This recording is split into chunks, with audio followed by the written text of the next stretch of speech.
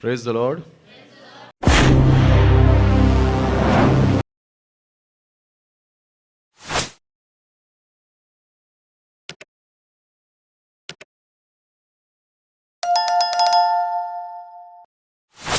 परमेश्वर का धन्यवाद देता हूँ कि उन्होंने एक अवसर दिया, और धन्यवाद मेरी गवाही को आपने सबको बताया। परमेश्वर ही मदद करते हैं, परमेश्वर ही हिम्मत देते हैं, परमेश्वर ही सामर्थ्य देते हैं, और परमेश्वर ने ही चुना मुझे, और परमेश्वर के काम करने के लिए परमेश्वर ही अगुवाई करता है। मेरे अंदर कोई खासियत नहीं। जब परमेश्वर ने मुझे चुना है तो मेरा कर्तव्य बनता है कि मैं उसके कार्य के लिए तत्पर रहूं। आइए आज का वचन हम देखेंगे मत्ती में से, मत्ती और उसका 10वां अध्याय और पहली कुछ आयतों से पढ़ता हूँ। एक्चुअली मत्ती 10 को यदि हम गंभीरता से जब पढ़ते हैं तो इसके अंदर प्रभु यीशु मसीह हमें सब कुछ बताता है।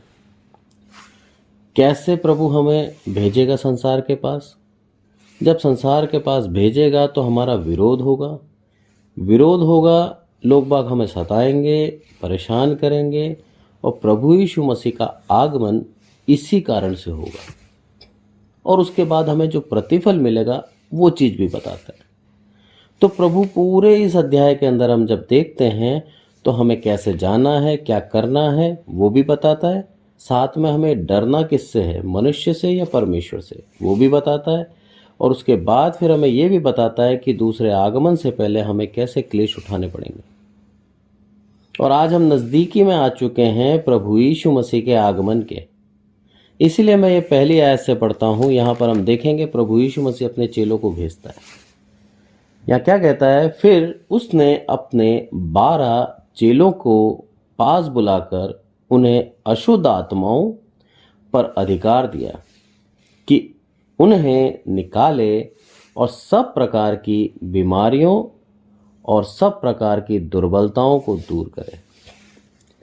ये चीज प्रभु यीशु मसीह ने इसीलिए करी क्योंकि कुछ समय पहले एक व्यक्ति दुष्ट आत्मा से ग्रसित अपने पुत्र को लेके आया और उसके चेले उस पुत्र में से उस दुष्ट आत्मा को नहीं निकाल पाए।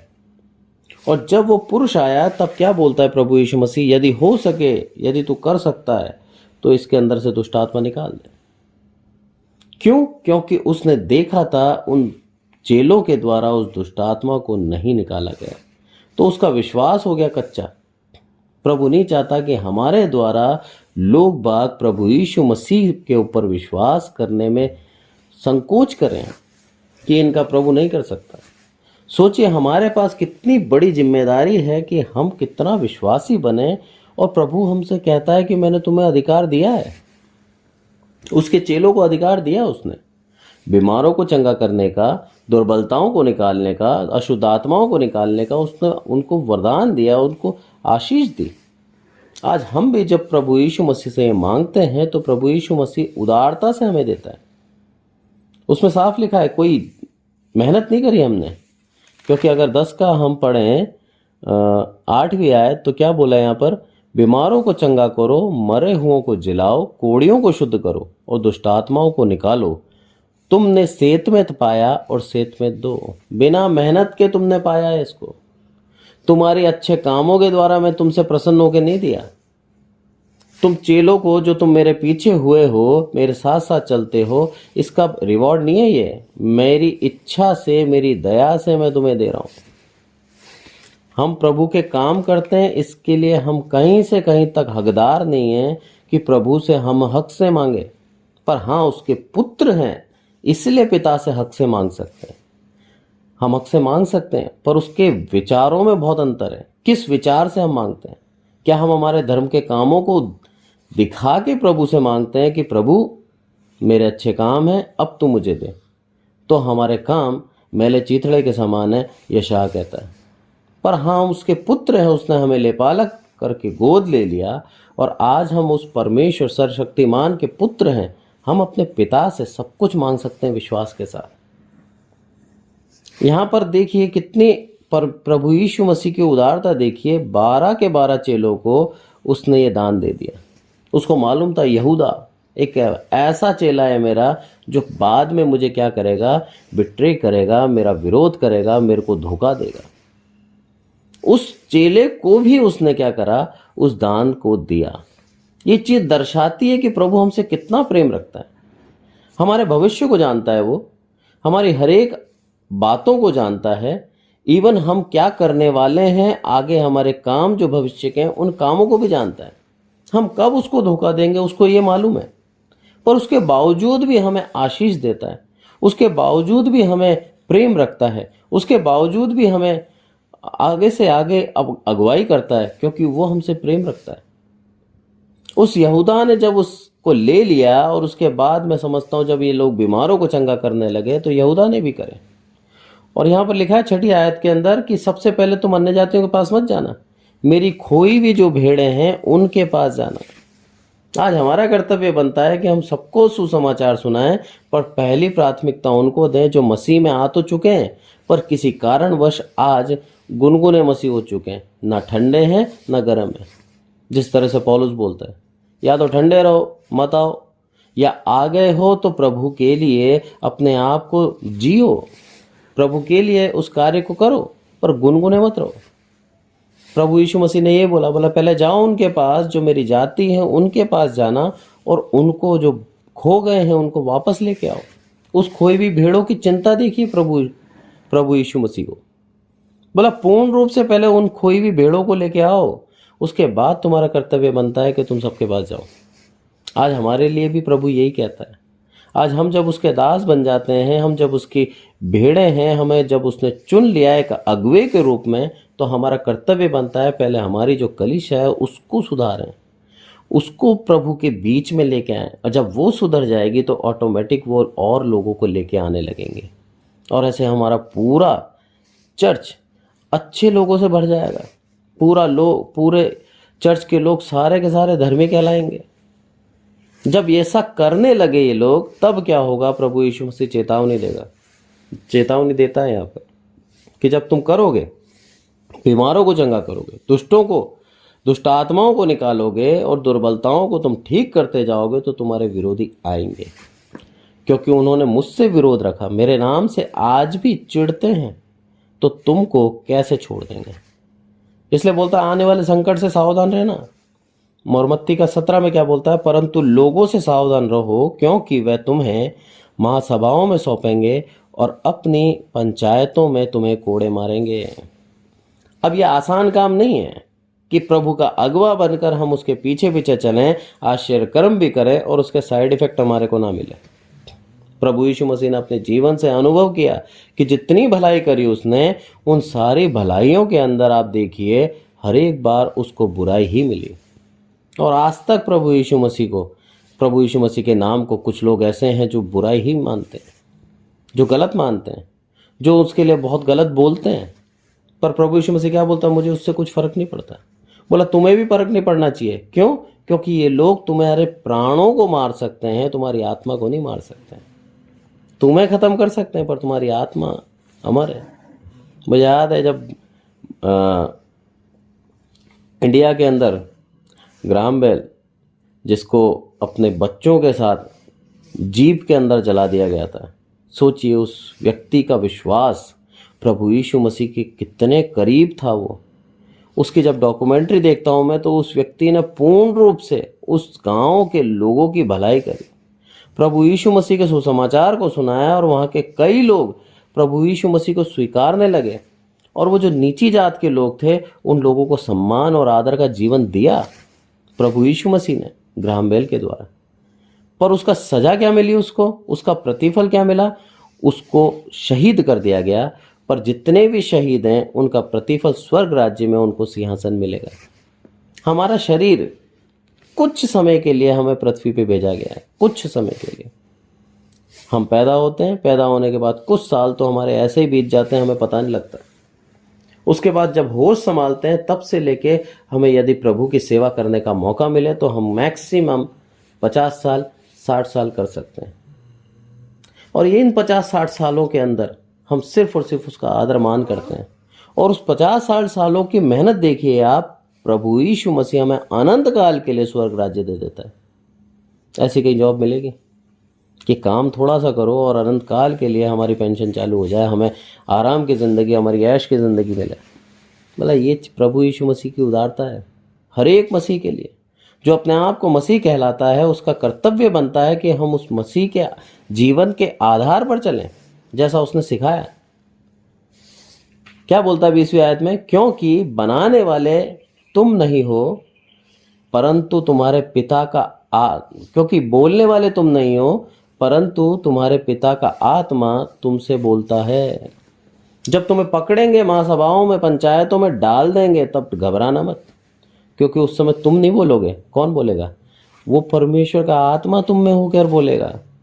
मुझे याद है, मैं अभी संडे को जब प्रेयर के लिए जाता हूँ घरों के अंदर, तो एक आंटी है, करीबन होंगी 58 ईयर की, 2 साल 1 साल उनका बचा रिटायरमेंट का, रेलवे के अंदर है, प्यून है। वो बोलती है मेरे से कि मुझे कई बार ऐसे कार्य करने के लिए कहा जाता है जो परमेश्वर की दृष्टि में घृणित है। मैं क्या करूं बेटा?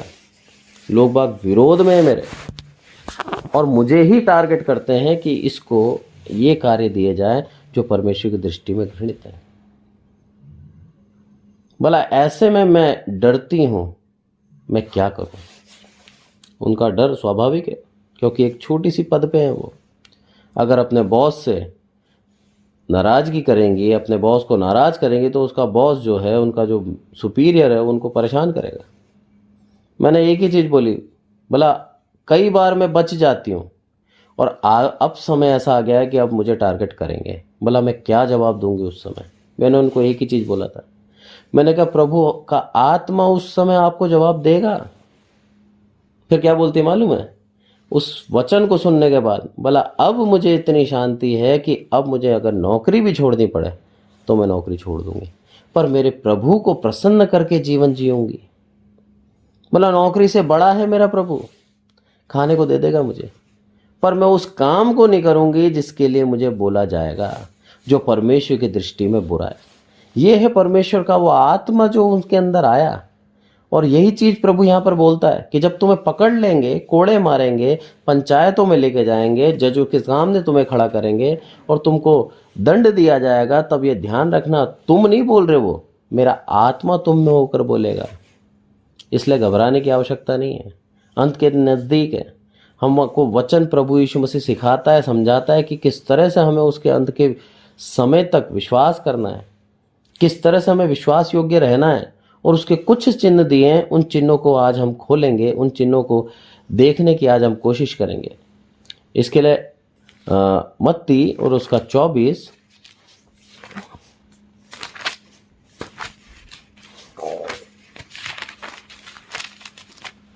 और उसका 21 में पढ़ता हूं।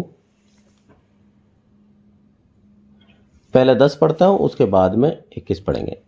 यहां पर लिखा है, तब बहुत से ठोकर खाएंगे और एक दूसरे को पकड़वाएंगे और एक दूसरे से बैर रखेंगे, और बहुत से झूठे भविष्यवक्ता उठ खड़े होंगे और बहुतों को भरमाएंगे। और 12वीं आयत पढ़ता हूं, अधर्म के बढ़ने से बहुतों का प्रेम ठंडा पड़ जाएगा। आज जो मसीह प्रेम है हमारे बीच में, वो ठंडा पड़ जाएगा, क्योंकि अधर्म, और वो जब देखेंगे किस तरह से लोगों को मारा जा रहा है, काटा जा रहा है, किस तरह से लोगों को सताया जा रहा है, अरे उनका प्रेम खत्म हो जाएगा।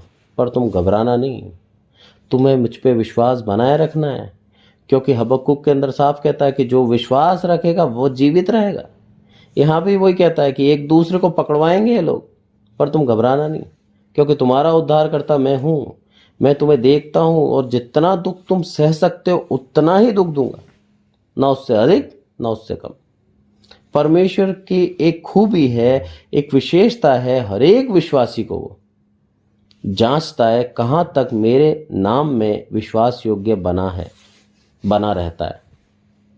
हर एक विश्वासी का अलग अलग स्तर है, हर एक प्रभु के दास का अलग अलग स्तर है, और हर स्तर तक प्रभु उसको जांचता है। और प्रभु चाहता है कि मेरे करीब और बढ़ता जाए और बढ़ता जाए और बढ़ता जाए, यही प्रभु चाहता है। 13वीं आयत बोलती है, परंतु जो अंत तक धीरज धरे रहेगा उसी का उद्धार होगा। हमें उस अंत तक धीरज धर के रखना है। और अंत क्या है?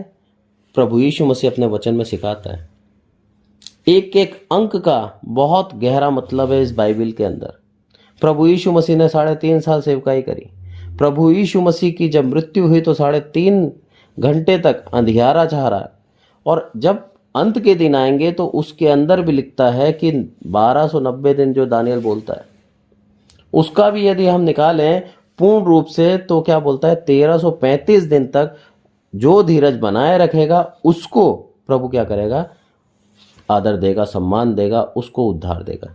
अब ये 1335 दिन किस तरह से प्रभु ने काउंट करे? अगर इन सब की गणित हम देखें तो अब्राहम से प्रभु यीशु मसीह के आने तक 42 पीढ़ी हुई थी, 42 पीढ़ी।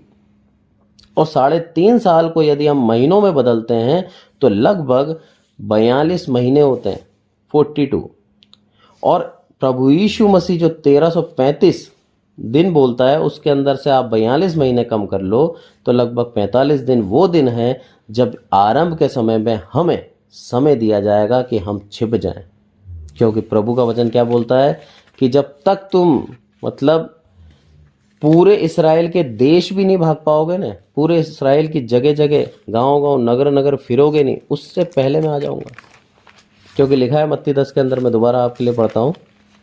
यहाँ लिखा है 23 में, मत्ती 10 का 23 में, जब वे तुम्हें नगर में सताएं तो दूसरे नगर भाग जाना। मैं तुमसे सच कहता हूँ तुम इसराइल के सब नगरों में ना फिर चुकोगे कि मनुष्य का पुत्र आ जाएगा। थोड़ा सा समय है, इसराइल छोटा सा देश है। भारत के सामने इसराइल मात्र मैं समझता हूँ केरल या फिर कोई और प्रदेश के बराबर होगा, कोई एक राज्य के बराबर होगा, छोटा सा देश। बोला उस देश के अंदर भी नहीं घूम पाओगे तुम, उससे पहले प्रभु यीशु मसीह आ जाएगा। क्योंकि उसका आना तय है 42 महीनों के अंदर। ये चीज़ दिखाती है दानियल के अंदर।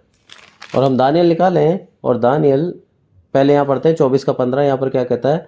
इसलिए जब तुम उस उजाड़ने वाली घृणित वस्तु को जिसकी चर्चा दानियल भविष्यवक्ता के द्वारा की गई थी पवित्र स्थान में खड़ी देखो, जो पढ़े वह समझे।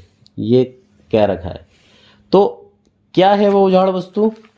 प्रभु यीशु मसीह क्यों उस चीज़ से घृणा रखता है? उस चीज़ को यदि हम देखें तो यहाँ पर दानियल और उसका 12 और 11 पढ़ता हूँ मैं। यहाँ लिखा है, जब से नित्य होम बलि उठाई जाएगी और वह घिनौनी वस्तु जो उजाड़ कर देती है समाप्त की जाएगी, तब से 1290 दिन बीतेंगे। साफ कह दिया। ये घृणित वस्तु क्या है हम नहीं जानते, पर हमारी उस वेदी के ऊपर इसको बलिदान किया जाएगा। ये दर्शाता है कि प्रभु का क्रोध, बोला अब तो बिल्कुल अपवित्र कर दिया इसने, मेरी उस वेदी को भी अपवित्र कर दिया। बोला आज तक उस वेदी के ऊपर होम बलि चढ़ती थी और उस वेदी के ऊपर क्या क्या चढ़ाना था, उसके लिए निर्गमन निकालें। निर्गमन के अंदर साफ लिखता है, निर्गमन और 29 का 38, इसके अंदर साफ कह रखा है, हिदायत दे रखी थी कि तुम्हें उस वेदी पे क्या चढ़ाना है।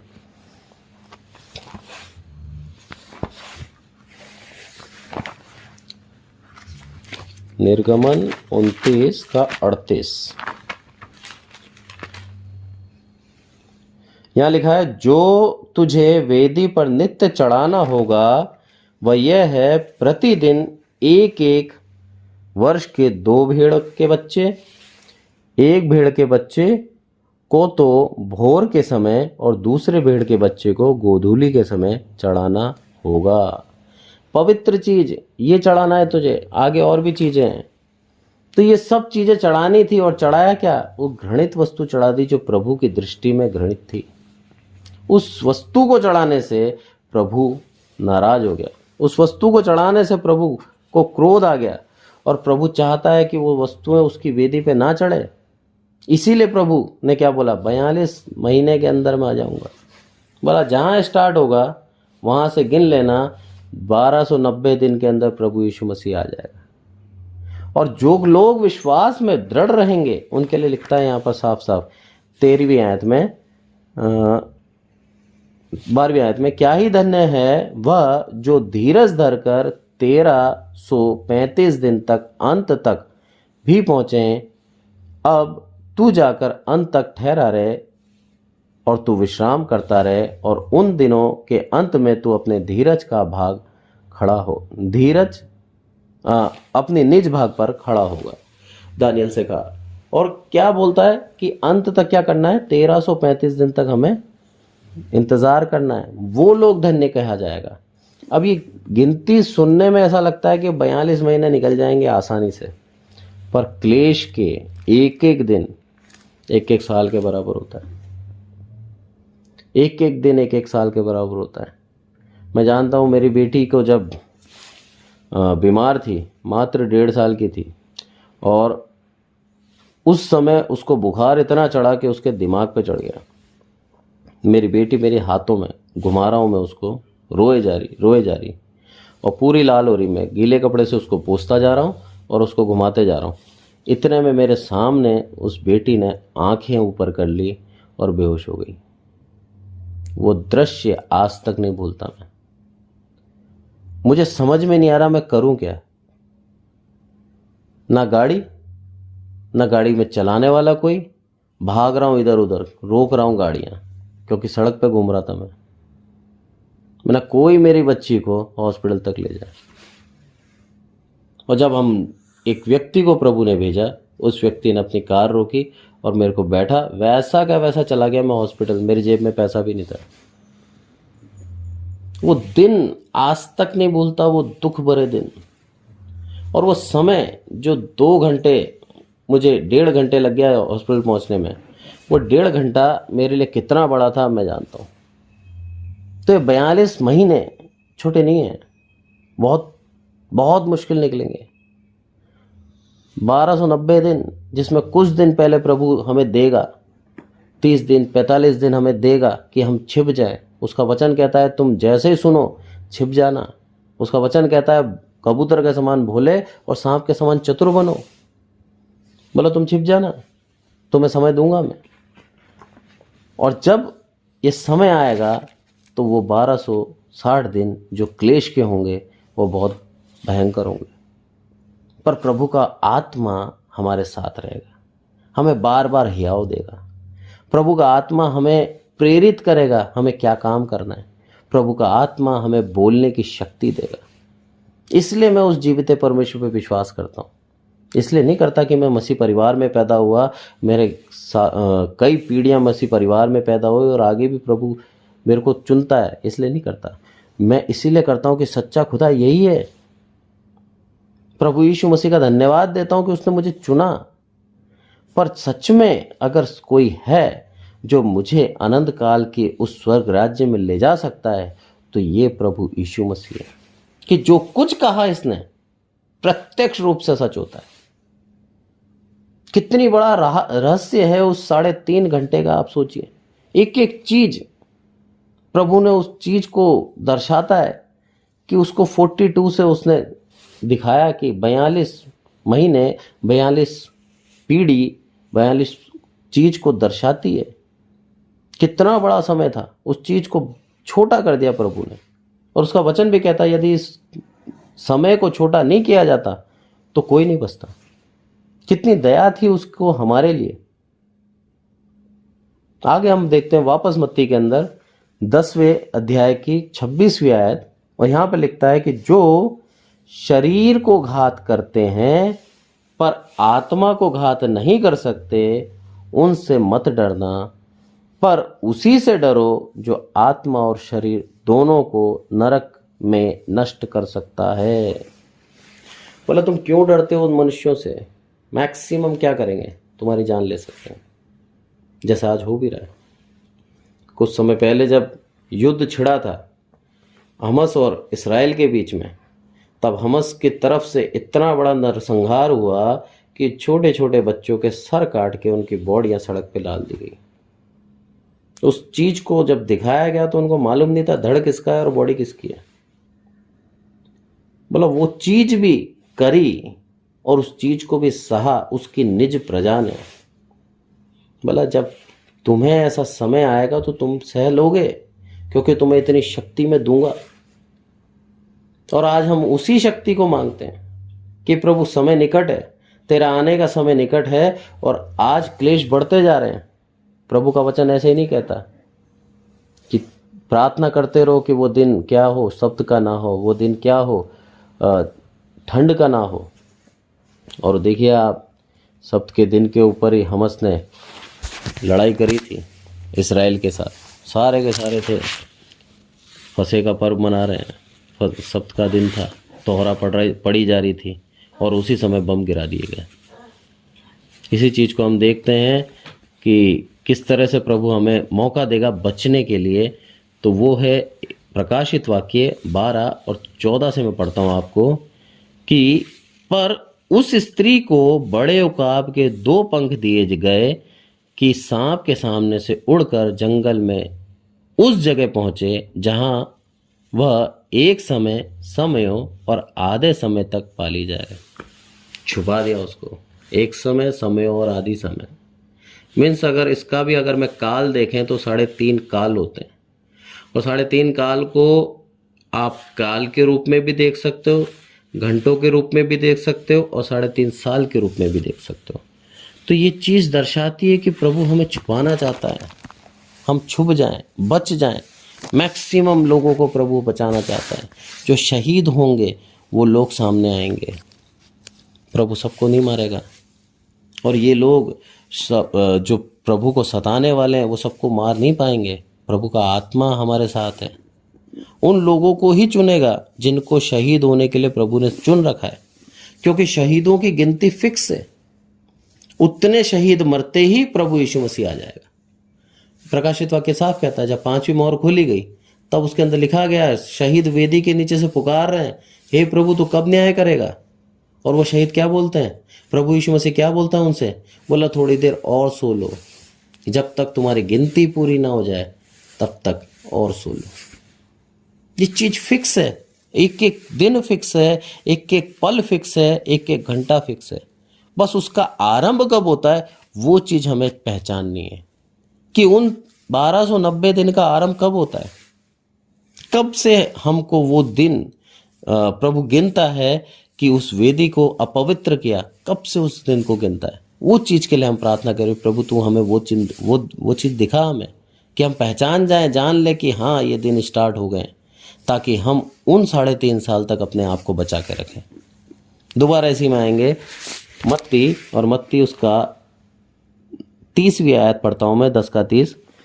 क्या बोलता है यहाँ पर, तुम्हारे सर के बाल भी सब गिने हुए हैं, इसलिए डरो नहीं, तुम बहुत गौरैयों से बढ़कर हो। प्रभु बोलता है, मैं क्या करता हूँ, 29वां आयत पढ़ता हूँ, क्या पैसे में 2 गौरैया नहीं बिकती, तो भी तुम्हारे पिता की इच्छा के बिना उनमें से एक भी भूमि पर नहीं गिर सकती। बोला एक पैसे में मिलती है 2 गौरैया, 2 पक्षी मिल जाते हैं, तो भी उसकी इच्छा के बिना वो नहीं मरती। तो तुम क्या हो, उन पक्षी से बहुत ज़्यादा बहुमूल्य। और तुमको इतना ज़्यादा मैंने प्रेम करा है, इतना ज़्यादा मैंने तुम्हें सम्मान दिया है, तुम बहुत ज़्यादा उन गौरैयों से बहुमूल्य हो, क्योंकि मैंने तुम्हारे सर के एक एक बाल गिन रखे हैं, एक एक बाल। सोचिए प्रभु हमारा कितना ध्यान रखता है, कितना ज़्यादा प्रेम रखता है। वो चीज़ को दर्शाती है कि हमारे बारे में एक एक चीज़ जानता है कि कहाँ तक हम टिक सकते हैं, हम शहीद होने वाले हैं या हम वहाँ से भाग सकते हैं। प्रभु जानता है। प्रभु जानता था पतरस मुकरेगा, जबकि उसने बोला था प्रभु कुछ भी हो जाए, मैं तेरे लिए प्राण देना पड़े तो मैं प्राण दे दूंगा। और प्रभु यीशु मसीह क्या बोलता है, 3 बार तू आज ही मुर्गे के बांग देने से पहले मुकरेगा, मना करेगा मेरा। वो हमारे भविष्य को जानता है, देखता है, हम सच में कितने ज़्यादा धर्मी हैं, हम सच में उससे कितना प्रेम रखते हैं, हम किस मोड़ पे आके टूट जाएंगे प्रभु जानता है। इसलिए हमें उस मोड़ तक जाने नहीं देगा, हमें रोक लेगा, क्योंकि वो चाहता है कि उसके राज्य में लोगों की संख्या बहुतायत की हो। वो हमें उसी मोड़ तक रखेगा जहां तक हम उसके लिए विश्वास योग्य हैं।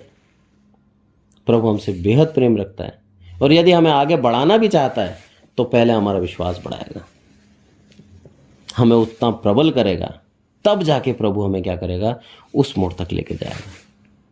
इसलिए बोलता है डरो मत, तुम बहुत गोरैयों से बढ़कर हो, दो नहीं ढेर सारी चिड़ियाओं से भी बढ़कर हो तुम, क्योंकि तुम्हें मैंने इतना प्रेम रखा है।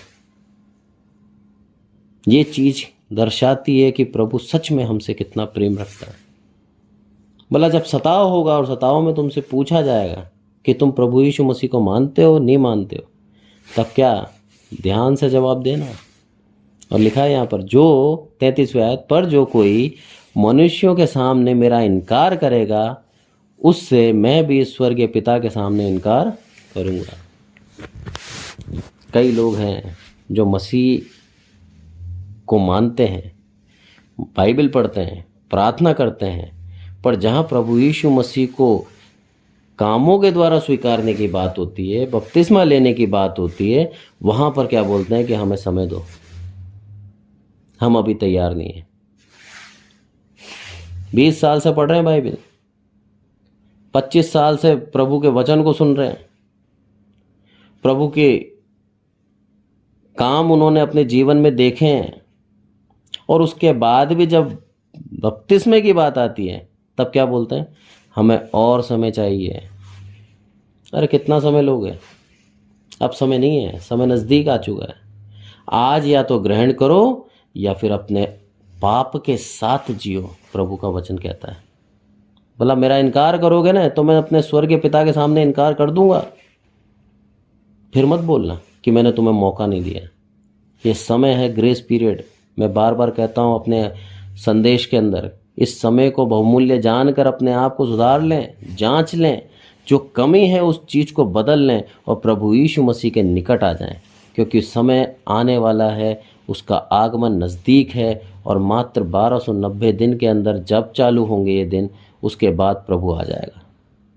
37वीं आयत बोलते हैं यहाँ पर, क्या बोलता है कि प्रभु का आगमन का परिणाम क्या है, कि जो माता या पिता को मुझसे अधिक प्रिय जानता है वो मेरे योग्य नहीं। तुम्हारे रिश्ते सबसे ऊपर मैं होना चाहिए। प्रभु यीशु मसीह को आदर दोगे तो तुम मेरे योग्य हो, पर तुम बेटा बेटी या माता पिता को भी मेरे से ऊपर समझते हो तो प्रभु का वचन कहता है तुम मेरे योग्य नहीं हो। और हमें करना क्या है वो भी बताता है कि जो अपना क्रूस लेकर मेरे पीछे ना चले वो मेरे योग्य नहीं। अब समय ऐसा आ गया है कि हमें उसका क्रूस लेकर चलना है उसके पीछे, ताकि यदि हमें मार्ग में कोई मार भी दे तो भी हमें डर ना हो, क्योंकि हमने पहले अपने आप को मार दिया। उस चीज़ को दर्शाती है क्रूस, कि हमने पूरी सांसारिकता को मार के उस क्रूस पर लटका दिया। अब ये शरीर बचा है जो कि प्रभु यीशु मसीह के पीछे चलता है। इस शरीर को भी यदि शत्रु मारना चाहता है, इस शरीर को भी अंत करना चाहता है तो कर दे, क्योंकि पौलुस साफ कहता है जीना मसीह मरना लाभ, साफ कहता है। भला मर जाऊंगा तो लाभ है मेरे लिए, और जब तक जीऊंगा मसीह में जीऊंगा। ऐसा व्यक्ति को प्रभु पसंद करता है। ऐसे ही लोग स्वर्ग राज्य में जाएंगे। और 39वीं आयत क्या बोलती है, जो अपने प्राण को बचाता है वो उसे खो देगा, वो उसे खोएगा, और जो अपने प्राण को और जो मेरे कारण प्राण खोता है वो उसे पाएगा। अब वो समय आ गया है कि प्राण को बचाना नहीं है। प्राण को यदि खो देता है तो धन्य है वो व्यक्ति, वो परमेश्वर का राज्य में सदा के लिए जीवित रहेगा, तो उसे बचा लेगा। उसका अंत शारीरिक रूप से हो सकता है, पर आत्मिक रूप से उस स्वर्ग राज्य में हमेशा के लिए रहेगा। हमें नया शरीर दिया जाएगा, उस शरीर के साथ हमेशा के लिए हम स्वर्ग राज्य में रहेंगे। प्रभु का वचन कहता है, भला सचेत रहो और हर एक शत्रु को पहचानो, जानो, और अपने विश्वास को मत खो। आज का दिन यही कहता है हमसे, आज का संदेश यही कहता है हमसे कि हमें किसी भी तरीके से अपने उस विश्वास को खोना नहीं है। हमें दान दिए हैं प्रभु ने कि हम जाएं, बीमारों को चंगा करें, दुष्ट आत्माओं को निकालें, दुर्बलताओं को हटाएं। हमको वो दान दिए हैं। प्रभु का वचन कहता है पास बुला कर दिए हैं हमें। और जब हमें मिल जाते हैं और हम जब सेवकाई में आते हैं तो हम पे सताव होगा, निश्चित है। उस सताव में हमें खरा निकलना है, क्योंकि ये लोग सिर्फ हमारी जान ले सकते हैं, हमारे नाम को ख़त्म नहीं कर सकते, हमारे उस प्रतिफल को ख़त्म नहीं कर सकते जो प्रभु यीशु मसीह ने हमारे लिए तय कर रखा है, वो स्वर्ग का राज्य है। बोला इसलिए अपने प्राण की चिंता ना कर, उसको बचाएगा तो उसको खो देगा तू अनंत काल के लिए, पर यदि उसको मेरे कारण प्राण को तू खो देता है तो अनंत काल के लिए क्या करेगा, स्वर्ग राज्य में जाएगा। और लास्ट आयत क्या बोलती है, 42, यहाँ पर मैं पढ़ता हूँ कि जो कोई इन छोटों में से एक को मेरा चेला जानकर केवल एक कटोरा ठंडा पानी पिलाए, मैं तुमसे सच कहता हूँ वह किसी रीति से अपना प्रतिफल ना खोएगा। बोला कोई तुम में से छोटा से छोटा व्यक्ति, मतलब छोटा सा काम भी करेगा मेरे दास के लिए, मेरे लोगों के लिए, तो मैं तुमसे कह दूं अपना प्रतिफल तुम नहीं खोगे। क्योंकि आगे जब ये बोलता है ना, क्या बोलता है कि जो मुझे ग्रहण करता है, जो तुम्हें ग्रहण करता है वो मुझे ग्रहण करता है, और जो मुझे ग्रहण करता है वो मेरे भेजने वाले को ग्रहण करता है। प्रभु यीशु मसीह का वचन कहता है आज के दिन के लिए कि हम जब किसी अगुवे को ग्रहण करते हैं तो उस अगुवे को ग्रहण नहीं करते हैं, प्रभु यीशु मसीह को ग्रहण करते हैं। और प्रभु यीशु मसीह को ग्रहण करते हैं तो उस परमेश्वर के ऊपर विश्वास करते हैं कि उस परमेश्वर ने हमारे लिए उस प्रभु यीशु मसीह को भेजा। कितना ज़्यादा एक छोटे से कर्म के लिए हमें कितना बड़ा प्रतिफल मिल रहा है। एक ठंडा पानी पिला देना एक अगुवे को, एक दास को उसके, हमें परमेश्वर के राज्य में बोलता है कि तू तेरा प्रतिफल नहीं खोएगा। छोटा सा काम कितना ज़्यादा प्रभु हमें सिखाता है कि एक वचन से। प्रभु यीशु मसीह कितना प्रेम रखता था इस मनुष्य जाति से कि किस तरह से उसने सारा जीवन हमें सिखा दिया कि हमें जीना कैसे। बोला सब दूंगा तुझे, सारी आशीष दूंगा तुझे, तू जगह जगह जाएगा, सुसमाचार सुनाएगा, और तू दुष्ट आत्मा को निकालेगा, तू बीमारों को चंगा करेगा, सब करेगा तू। पर तेरे को रहना कैसे, विश्वास योग्य रहना है, डर के भाग मत जाना, बने रहना उस विश्वास के अंदर। और जो लोग तुझे चुनेंगे, जो लोग तुझे आशीष देंगे, जो लोग तुझे ठंडा पानी भी पिलाएंगे, मैं उनको प्रतिफल दूंगा, मैं उनको भी स्वर्ग राज्य दूंगा, क्योंकि उन्होंने तुझे नहीं मुझे ग्रहण किया है। आज का वचन हमें यह सिखाता है कि अंत का दिन नज़दीक है, हम उसके लिए तैयार रहें, अपने विश्वास में दृढ़ रहें। समय बहुत कठिन आने वाला है, और वो 1290 दिन 42 महीने आसान नहीं है। विश्वास में बने रहेंगे तो 42 महीने निकल जाएंगे। यदि अविश्वासी रहे तो बीच में ही हमारा विश्वास टूट जाएगा और हम स्वर्ग के राज्य से वंचित रहेंगे। अब चुनाव हमारे ऊपर है, क्या हम विश्वास योग्य बने रहकर प्रभु यीशु मसीह की राह देखते हैं उसके अंतिम दिन तक, जब तक वो ना आता है, या फिर हम अपने प्राण को बचाते हैं।